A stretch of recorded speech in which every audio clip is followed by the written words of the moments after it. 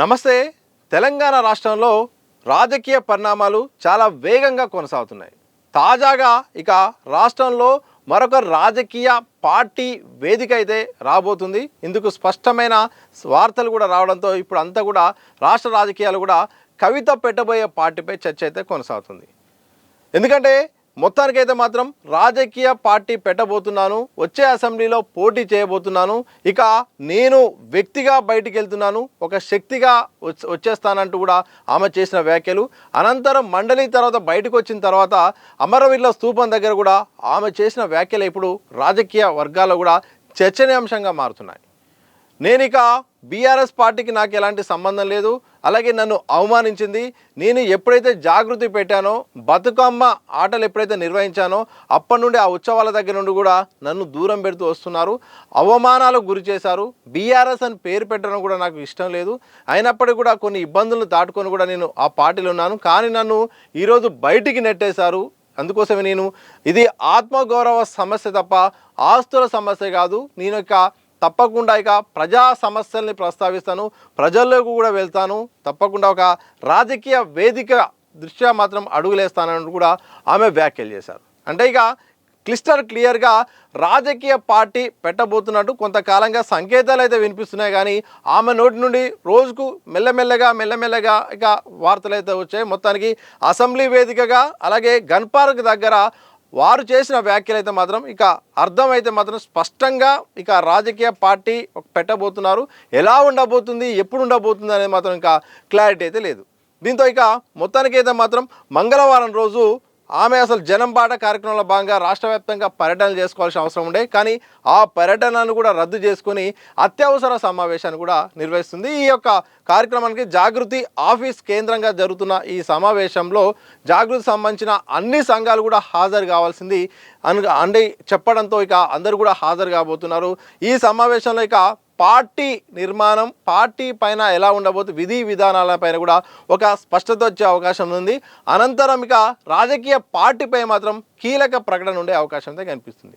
ఇప్పటికీ అందుతున్న సమాచారం ప్రకారం అయితే మాత్రం పార్టీ స్పష్టమైపోయింది, కానీ ఎలా ముందడుగేస్తుంది, మరి పార్టీ పేరేంటి అనే ఒక క్వశ్చన్ అయితే ఉంది. కొందరైతే మాత్రం తెలంగాణ జాగృతి పేరు మీదనే పార్టీ ఉంటుందని అయితే మాత్రం దాదాపు అందరూ అనుకుంటున్నారు.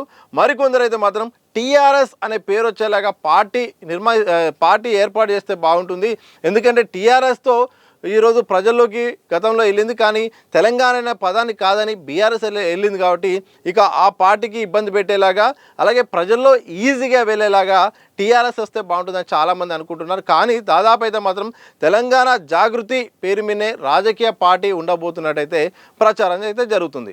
ఇక చూడాలంటే భవిష్యత్తులో ఎలా ఉండబోతుంది అనేది మాత్రం ఇప్పుడే ఒక అంచనా అయితే వేయలేం, కానీ ఒక్కొక్క అడుగైతే మాత్రం వేసుకుంటూ వెళ్తుంది.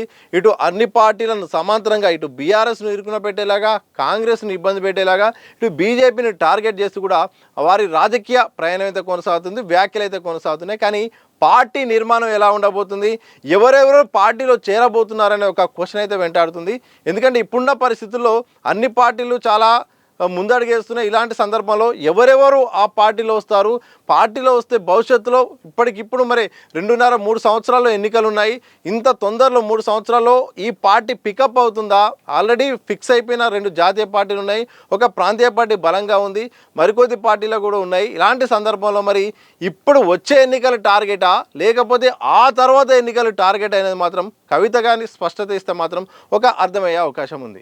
ఇక బీఆర్ఎస్ విషయానికి వద్దాం. బీఆర్ఎస్ అయితే మాత్రం ఇక మొన్నటి వరకు స్తబ్దుగా ఉండి కవిత విషయంలో జాగ్రత్తగా ఉండి దడప జాగ్రత్తగా కొంతమంది సెలెక్టెడ్ పర్సనే మాత్రమే కవితపై మాత్రం ఇక కౌంటర్లు ఇచ్చే ప్రయత్నం చేశారు.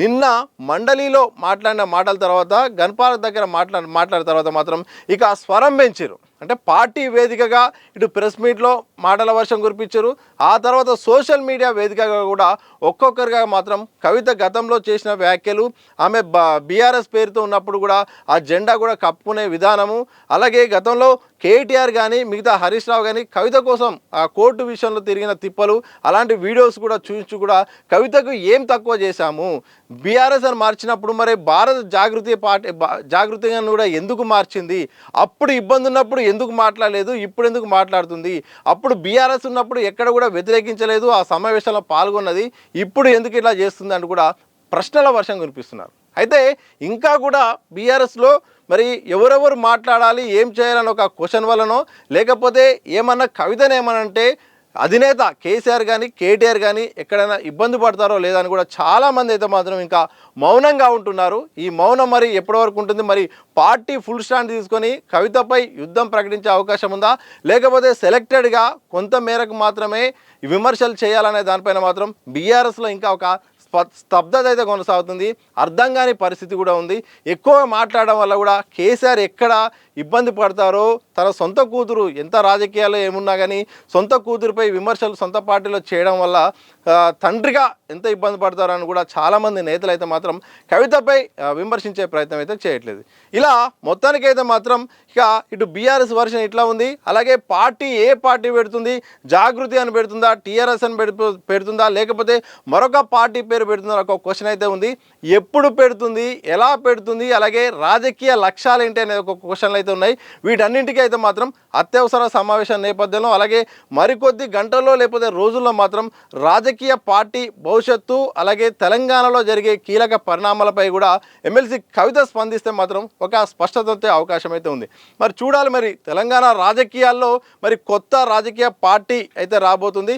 కవిత ఆధ్వర్యంలో ఇక వచ్చే ఎన్నికల్లో పోటీ చేస్తాము, వ్యక్తిగా నేను మండలి నుండి బయటికి వెళ్తున్నాను, ఒక శక్తిగా నేను అసెంబ్లీకి వస్తానంటూ కూడా ఆమె ఒక శపథం అయితే చేసింది. మరి రాజకీయాల్లో ఎప్పుడు ఏమైనా జరగవచ్చు, ఏమైనా ఎందుకైనా జరగవచ్చు, ఎవరు కూడా అంచనా వేయలేరు. ఉన్నట్టుగా పెద్ద పార్టీ కూడా ఒక్కసారి కొలాప్స్ కావచ్చు. ఏమీ అనుకోని స్థాయి నుండి ఈరోజు అత్యంత విమర్శలు అయితే ఎదుర్కొంటుంది. మరి ఈ విమర్శల్ని ఎట్లా తట్టుకొని పోతుంది, మరి రాజకీయాల్లో ఎటువైపు దారితీస్తుంది, ఎవరితోనైనా పొత్తు ఉంటుందా లేకపోతే ఒంటరిగా పోతుందా అన్న చాలా ప్రశ్నలు ఉన్నాయి. ప్రజలు ఎలా రిసీవ్ చేసుకుంటారు, అలాగే బీఆర్ఎస్ చేస్తున్న దాడిని మరి జాగృతి ఎలా తట్టుకుంటుంది, కవిత మరి ఇంకేమన్నా బీఆర్ఎస్ సంబంధించిన ఆరోపణలు కానీ ఎవరెవరిని టార్గెట్ చేయబోతుంది, ఏం చెప్పబోతుంది అనే ప్రశ్నలు కూడా ఉన్నాయి. చూడాలి, రాజకీయాల్లో ఏమైనా జరగవచ్చు. మరి తెలంగాణ రాజకీయాల్లో కవిత పెట్టబోయే పార్టీ రూపంలో ఏం జరగబోతుందో అనే సస్పెన్స్ అయితే అందరికీ ఉంది. వారు క్లారిటీ ఇస్తే మాత్రం ఒక అర్థమయ్యే అవకాశం అయితే ఉంది. మరి మీరేమనుకుంటున్నారు? తెలంగాణ రాజకీయాల్లో కవిత పెట్టబోయే పార్టీతో ఏమైనా ఇంపాక్ట్ ఉంటుందా? రాజకీయ ఇప్పుడున్న పరిస్థితుల్లో మరొక పార్టీకి స్పేస్ ఉంటుందా? ఆమె వచ్చే ఎన్నికల్లో ఇప్పటికిప్పుడు పార్టీ పెట్టడం ద్వారా పుంజుకొని అధికారంలోకి రావచ్చా? మీరేమనుకుంటున్నారో కామెంట్ రూపంలో తెలిసే ప్రయత్నం చేయండి. అలాగే దిశ టీవీ సంబంధించిన కంటెంట్ మీకు నచ్చినట్టయితే లైక్ చేయండి, అలాగే షేర్ చేయండి, మా టీవీని సబ్స్క్రైబ్ చేసుకోండి.